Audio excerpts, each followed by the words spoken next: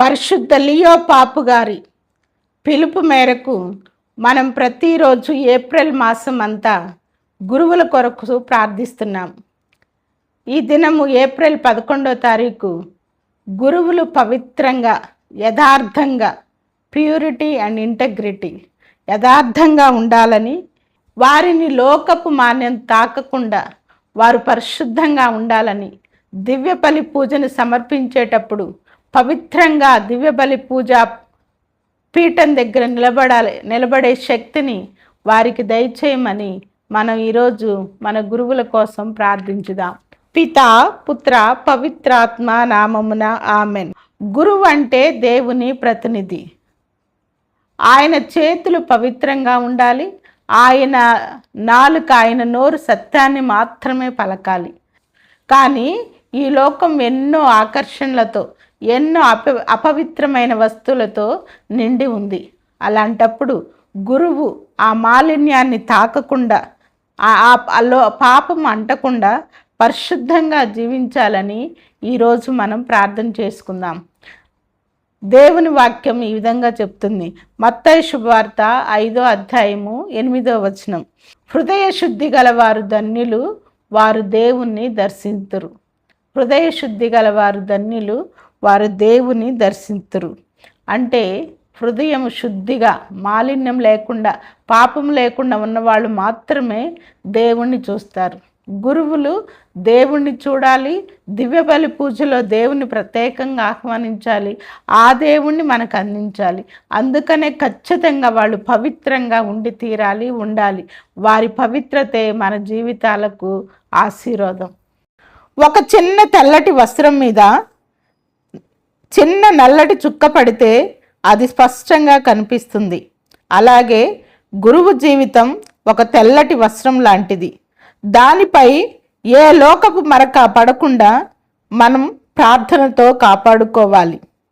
గురువు ఇచ్చే బోధన కంటే గురువు జీవించే పవిత్ర జీవితమే వేల మందిని దేవుని వైపు నడిపిస్తుంది.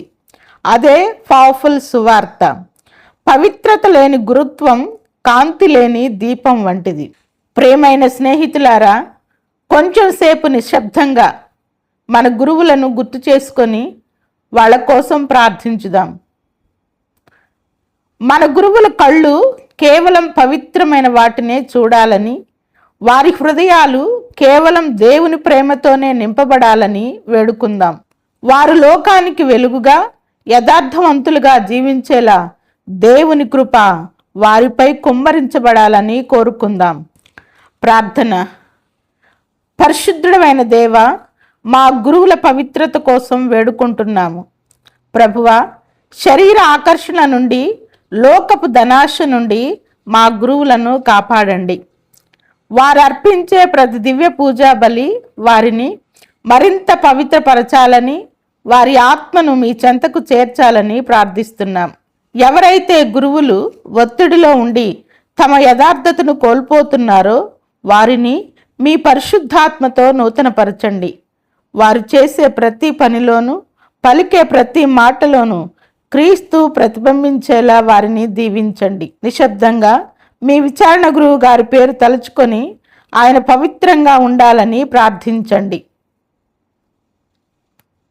ఈ ప్రార్థనను మీ బలమైన నామమున అడిగి వేడుకొనుచున్నాము తండ్రి, ఆమెన్. దేవవర ప్రసాదం చేత నిండిన మరియమ్మ వందనము. ఏలిన వారు మీతో ఉన్నారు, స్త్రీలలో ఆశీర్వదింపబడిన వారు మీరే. మీ గర్భఫలముకు జేసు ఆశీర్వదింపబడిన వారగునే. పరిశుద్ధ మరియమ్మ, సర్వేశ్వరుని యొక్క మాత, పాపాత్మైండు మా కొరకు ఇప్పుడును మా మరణ సమయమందును ప్రార్థించండి, ఆమెన్.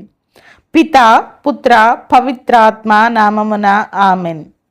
ప్రియమైన స్నేహితులారా, ఈరోజు మీరు చేసిన ప్రార్థన మన గురువు చుట్టూ ఒక పవిత్రమైన కంచెను నిర్మించి ఉంటుంది.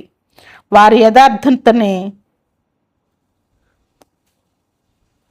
ఒక పవిత్రమైన కంచెను నిర్మించి ఉంటుంది. వారి యథార్థ జీవితమే మన సంఘానికి బలం. రేపు ఏప్రిల్ 12వ తేదీ ఆదివారం మనం ఒక యుద్ధం చేయబోతున్నాం. శోధనల నుండి గురువులకు రక్షణ కలగాలని, ప్రొటెక్షన్ ఫ్రమ్ టెంప్టేషన్, రక్షణ కలగాలని ప్రార్థించుదాం. రేపు మళ్ళీ కలుద్దాం. దేవుడు మిమ్మల్ని దీవించును గాక. Amen. Thank you. God bless you.